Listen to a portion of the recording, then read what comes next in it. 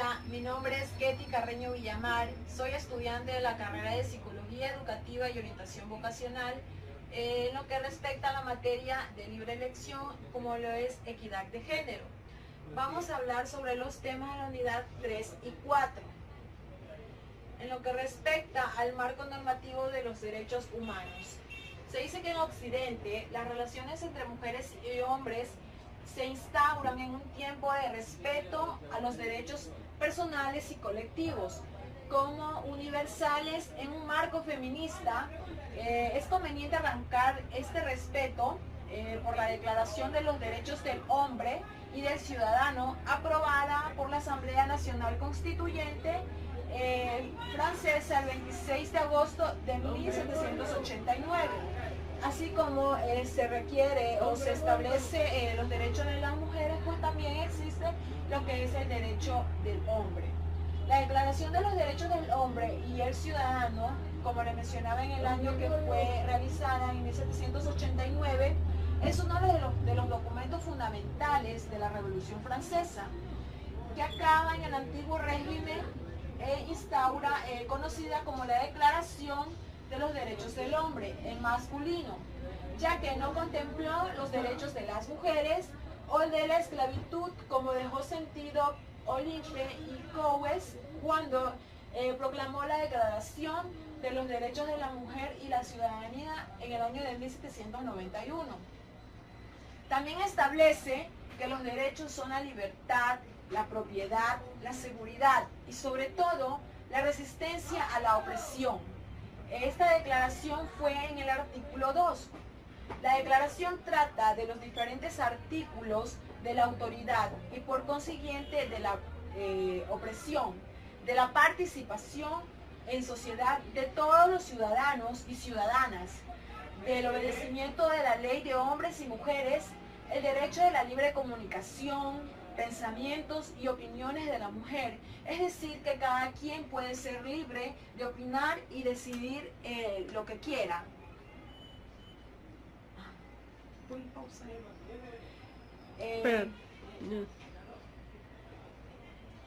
Me perdí. La garantía de los derechos de la mujer y la ciudadanía, el derecho a la propiedad de todos los sexos o de igualdad tributaria y en el reparto de riquezas. Es decir, que no por el hecho de que sea hombre o el hecho de que sea mujer van a requerir tal vez una indemnización o una cantidad mayor a la otra. Puede ser en ámbitos iguales, equitativos, porque tanto hombres como mujeres pues tienen los mismos derechos. Se ha considerado el primer texto implícito que reclama los derechos por igualdad para hombres y mujeres y terminar con un sistema de privilegios. Es decir, que muchas veces se tiene privilegio o se tiene como una serie de favoritismo entre hombres y mujeres. Puede decir que no se debe ser así, se debe de llevar de una manera equitativa. 10 años más tarde nació la conocida Declaración de Sentimientos o Declaración de Seneca-Falls en 1848, texto fundacional del movimiento sufragista americano con Elizabeth Cady Stanton, Susan Bowen, Anthony y Lucretia Mott como representantes más destacados. Ese texto, que es el documento funcional del movimiento sufragista norteamericano, reclamaba derechos civiles y jurídicos para las mujeres, como el derecho al voto, la participación en la política, la igualdad de acceso a la propiedad o a dedicarse al comercio. Como conocemos anteriormente, la mujer estaba aislada y no se le permitía participar tal vez en actos políticos, no se le podía, no tenía derecho a sufragar. A partir de esta declaración pues ya se pudo realizar dicho derecho hacia la mujer. En el marco de los derechos de las mujeres, también son derechos humanos. La Comisión Interamericana de la Mujer en 1928 fue el primer órgano intergubernamental creado con el propósito de asegurar el reconocimiento de los derechos civiles, políticos, económicos, sociales y culturales de las mujeres. La CIN está constituida por 34 delegadas titulares, una por cada miembro de la OEA, Organización de Estados Americanos, y se ha convertido en el principal foro de debate y de formulación de políticas sobre los derechos de las mujeres y la igualdad de género en las Américas. La Declaración Universal de los Derechos Humanos de 1948, elaborada por la ONU, es conocida como la Declaración de los Derechos del Hombre. En 1979, la Convención sobre la Eliminación de toda la forma de discriminación contra la mujer, CEDAW, conocida como la Declaración de los Derechos de las Mujeres, aquí se definió la violencia como toda distinción, exclusión o restricción basada en el sexo que tenga por objeto o resultado menoscabar o anular el reconocimiento, goce o ejercicio de la mujer independiente de su estado civil sobre la base de la igualdad del hombre y la mujer, de las libertades fundamentales en las esferas políticas, económicas, social, cultural, civil o cualquier otra esfera. En 1985, en la tercera conferencia de las Naciones Unidas sobre la mujer celebrada en Nairobi, Igualdad, Derecho y Paz, se incluye por primera vez el maltrato contra la mujer entre la forma de discriminación. En 1992, lo que fue la segunda conferencia mundial de los derechos humanos celebrada en Viena, la violencia contra la mujer es reconocida como un grave atentado contra los derechos humanos. La CEDAW incita a los gobiernos en este mismo año a que adopten medidas preventivas y de protección en materia de violencia contra la mujer, y por primera vez se reconoce formalmente a la violencia contra la mujer como una forma de discriminación. Es decir, que a partir de este momento ya se reconoce que la mujer, en el momento que se llega a tocar o a tener un contacto de maltrato físico, psicológico, pues fue declarada ya como violencia contra la mujer. En 1993, la Declaración sobre la Eliminación de la Violencia contra la Mujer señala por primera vez que la violencia que se ejerce contra las mujeres es violencia de género y asigna por primera vez responsabilidades a los estados por actos de violencia contra la mujer. Es decir, que ya cuando el país o algún estado de cualquier parte del mundo pues no hace nada en el caso de que exista una violencia o se esté violentando los derechos contra la mujer, pues ya es obligación netamente de los estados.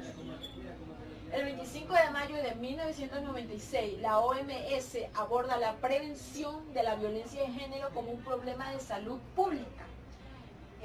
La Asamblea Mundial de la Salud reconoce las consecuencias de cada vez son más importantes de la violencia en los servicios de salud de todas partes, así como el efecto perjudicial en los escasos recursos sanitarios para los países y las comunidades, reconociendo que los agentes de la salud se encuentran con frecuencia entre los primeros que ven a las víctimas de la violencia, una capacidad técnica sin igual y gozan de una posesión especial en la comunidad para ayudar a las personas expuestas a ese riesgo, por lo que declara que la violencia es un importante problema de salud pública en todo el mundo, a nivel mundial esta problemática, y por eso la OMS pues declara en esta asamblea pues esa declaración.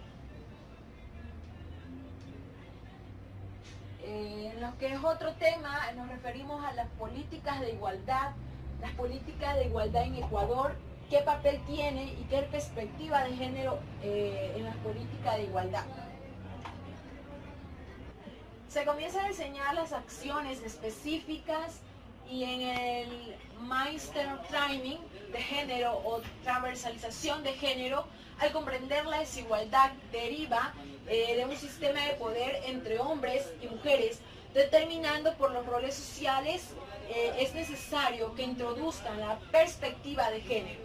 En relación con la teoría de género, es importante recordar las siguientes ideas. Primero, Género no es sinónimo de mujer, es una categoría de análisis acerca de las relaciones de hombres y las mujeres. 2. En todas las políticas es necesario analizar tanto la situación de las mujeres como de los hombres. Al analizar las relaciones entre los sexos, obtendremos la visión completa de la realidad. 3. Se trata de modificar la posición de hombres y de mujeres. Tomemos ejemplo de las políticas de la concientización. Para que las mujeres tengan garantizado un acceso al ámbito público y de toma de decisiones políticas, es necesario lograr la redistribución de la responsabilidad de los ciudadanos, de la infancia, las personas mayores y dependientes, tanto por parte de las mujeres como de los hombres. No es cierto que si eliminamos todas las barreras legales que discriminan a las mujeres, estamos consiguiendo la igualdad. La igualdad en la ley es imprescindible para que se reconozcan los derechos de las mujeres, pero es necesario adoptar otro tipo de medidas para que la igualdad legal se convierta en una igualdad efectiva y real. ¿Pero por qué? Primero, las condiciones de partida para la participación de las mujeres no son iguales a las de los hombres. Segundo, la igualdad de trato no permite por sí misma compensar los handicaps que pueden sufrir las mujeres en los niveles psicológicos, sociales y culturales. Dar iguales posibilidades a hombres y mujeres constituye una igualdad de trato, pero no se asegura de una igualdad sustancial, como se demuestran las estadísticas. Tercero, existen trabas de origen cultural que actúan como barreras, impidiendo que las mujeres tengan las mismas oportunidades en el acceso al empleo, la educación, la política, etc. Aquí influye mucho lo que es el lugar de origen o el lugar de donde vienen dichas mujeres o dichas que por el hecho de ser tal vez profesionales, influye bastante lo que es el origen de donde vienen, las costumbres, culturas, etc. 4. Los roles del mundo público se segregan inmediatamente en masculinos y femeninos, y el valor de la jerarquía mantiene el predominio masculino y la discriminación de las mujeres. 5. El acceso al mundo público no cambia las responsabilidades en el mundo privado. La doble jornada repercute en la percepción, aspiraciones y capacidad de las mujeres en el ámbito público. Las actividades de las familias son las que permiten la existencia y funcionamiento en el mundo público, porque están vinculadas a la producción humana y al cuidado cotidiano de las personas. Una tarea que es tan valiosa que si no se existiera, la sociedad no funcionaría. Aquí cabe recalcar que es importante la participación de la mujer, tal vez en un horario poco dificultoso, ya que es la encargada de tal vez ir al hogar y mantener tal vez esa cultura y esa comunicación con los hijos que en un momento determinado hace falta, puesto que quedan expuestos tal vez al trabajo de doble jornada, quedan expuestos a que los niños queden solos y no vayan creciendo con esa guía de lo que es los padres. Pero, ¿por qué interviene en el Estado en el desarrollo de las políticas de igualdad? La Constitución de la República del Ecuador en el 2008 reconoce a todas las personas iguales derechos, deberes y oportunidades, y establece que nadie podrá ser discriminado por razones de identidad de género, sexo, orientación sexual, entre otras. A la vez se dispone que toda forma de discriminación sea sancionada por la ley en lo que respecta al artículo 11, numeral 2. Con el objetivo de erradicar toda forma de discriminación, es necesaria la incorporación de los poderes públicos que se deben hacer responsables de conseguir no solo la igualdad legal, sino una igualdad real, que exista, que la palpemos, que la veamos. Para ello, se exigió que al igual que con el respecto de otros grupos, la desigualdad debería ser cambiada desde el propio Estado, con políticas adecuadas a este fin. En medida en que estas demandas adquirieron legitimidad y consenso, en muchos países se comenzaron a implementar políticas públicas para corregir la desigualdad y la discriminación de las mujeres. Los poderes públicos tienen la obligatoriedad de adoptar las medidas necesarias para remover todos los obstáculos para lograr la efectividad de los derechos reconocidos. Hoy las instituciones y la opinión pública son cada vez más conscientes de que, aunque las mujeres y los hombres sean diferentes, la desigualdad y la discriminación de género son incompatibles con la democracia. ¿Qué fin tienen las políticas de igualdad entre hombres y mujeres? Las políticas de igualdad de oportunidades entre mujeres y hombres tienen como finalidad garantizar que las mujeres y los hombres pueden participar de forma igualitaria en todas las esferas de la vida económica, política, social, en la toma de decisiones, en la toma de actividades, y ya sean estas educativas, formación, cultural, de empleo, de forma que se beneficien de igual manera en el desarrollo del progreso y de la sociedad a la que pertenecen. ¿Por qué las distintas administraciones tienen que adoptar medidas y acciones para lograr la igualdad y evitar la discriminación? La igualdad se beneficia al conjunto de la sociedad y es un aspecto central de la vida económica, social, cultural, política.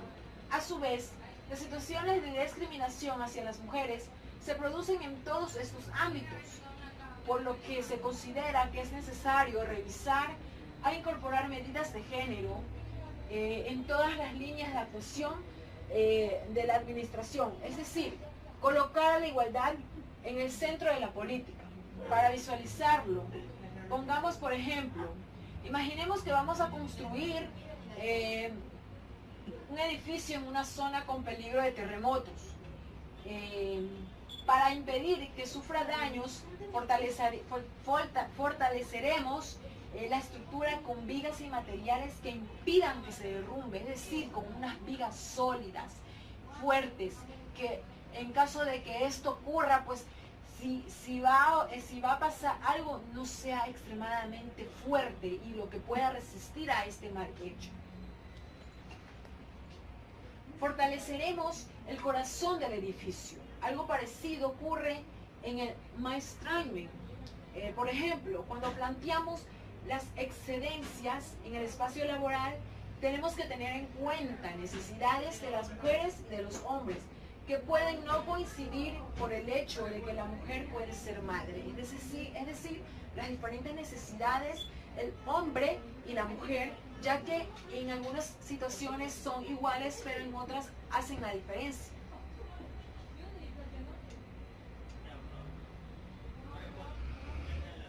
Estamos con otro tema, lo que es la equidad de género y la inclusión como criterios de calidad en las instituciones de educación superior.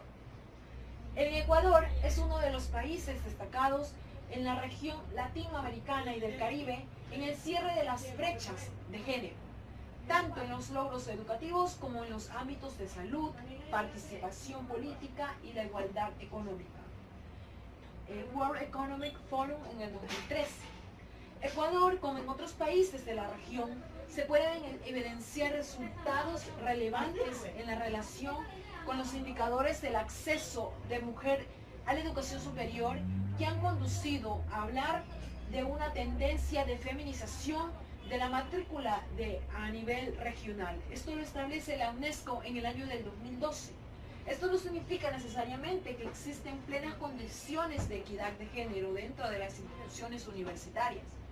Dichas inquietudes estructurales contribuyen al sostenido de relaciones jerárquicas desiguales y desventaja por las mujeres, que se reflejan entre otros aspectos tales como desequilibrios en los cargos administrativos y de poder y menor ocupación en plazas de docencia.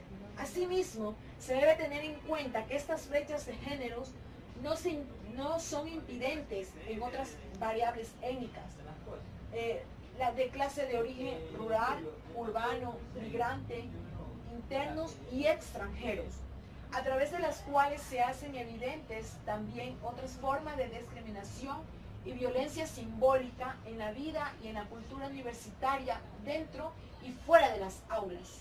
La equidad de género es un aspecto fundamental que considerar entre las múltiples indicadores de calidad de la educación superior.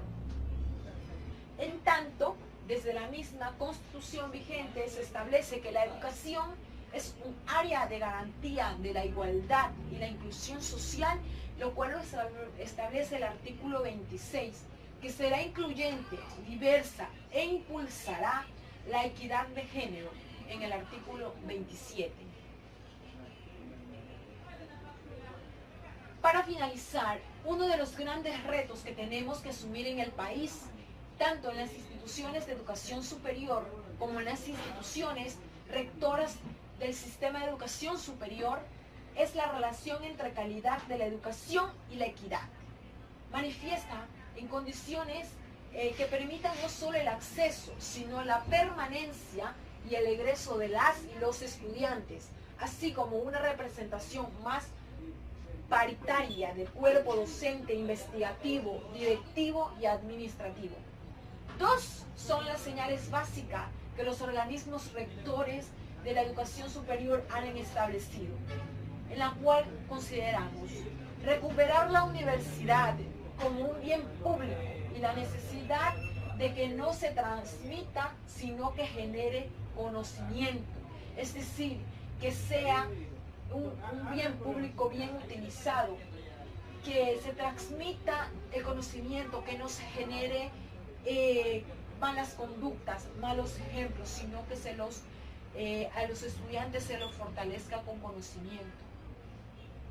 En ese contexto, la Secretaría de Educación Superior, Ciencia y Tecnología e Innovación, CENESID, institución que rige la política de educación superior del país, se propone, entre otras 23, que dentro de las estrategias de fortalecimiento de su carácter público se debe erradicar el sistema patriarcal que ha estado arraigado en la sociedad ecuatoriana y que se ha producido en la universidad.